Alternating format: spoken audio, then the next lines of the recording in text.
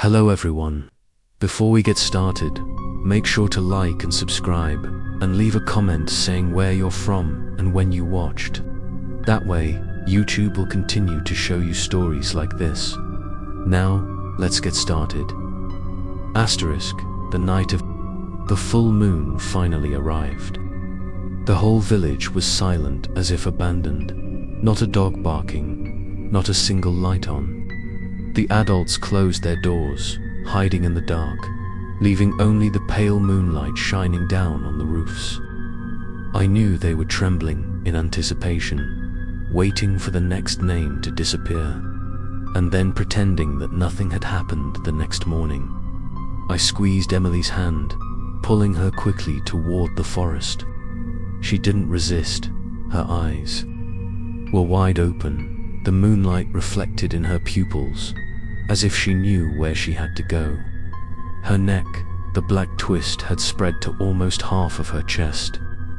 The purple veins were prominent, looking like a cursed symbol.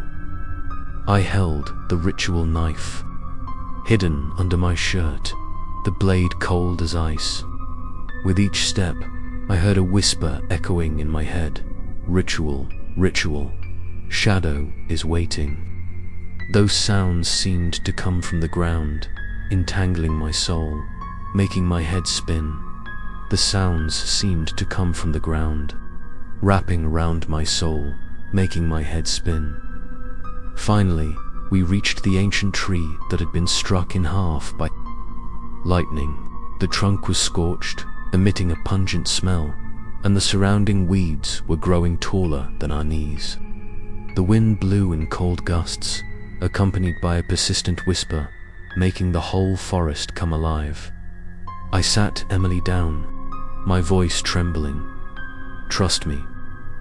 I will get you out of here." But Emily just smiled, a strange smile. "John, it's too late. It's here." As soon as my sister finished speaking, a giant figure gradually appeared from the darkness behind the tree. A tall figure, a body twisted like smoke, no face, just a deep void. Just like the children's drawings I had seen in the basement of the abandoned house. Shadow had come.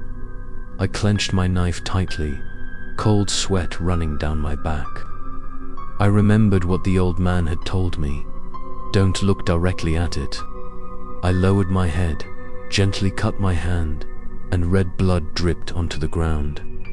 I used the blade to carve the spiral symbol into the damp ground, muttering, "Shadow, I summon you to end this ritual."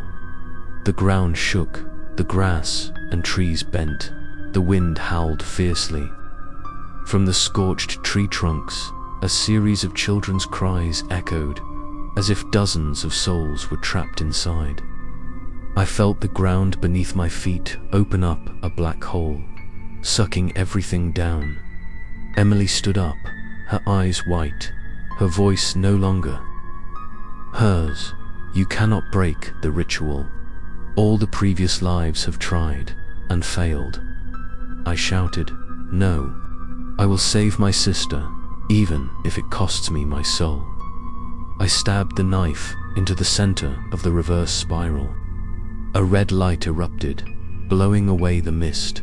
Shadow roared, his body spinning like a tornado. Long fingers grabbed me, squeezing my chest, making my breath hitch. In the pain, I still held the knife handle, digging deeper into the ground. Shadows. Screams shook the forest. Birds flew in panic. Trees shook violently. I heard my grandmother's voice echoing in my head, as if from afar. "John, ... If you want to win, sacrifice your own blood. Only the blood of the chosen blood can bind Shadow, without hesitation." I pulled the blade deeper into my hand, blood gushing down the spiral. The ground shook violently. The crimson light became more and more dazzling. Shadow screamed, his body cracked.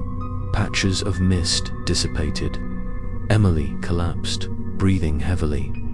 For a moment, I thought I had won. But then, from the darkness, Another arm reached out, grabbed my neck, and pulled me up.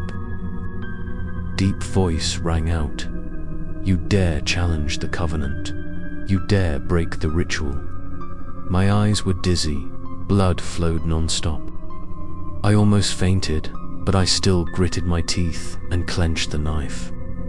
I realized this was only the beginning, and the reverse ritual was not yet complete. I had to take one last step, or lose everything in my staggering state.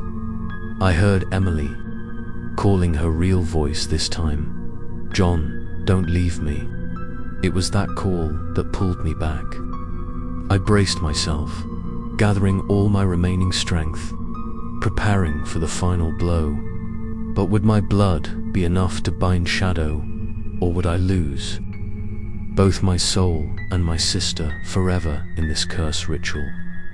To find out what happens when John puts his final blow into the ring, watch the next episode.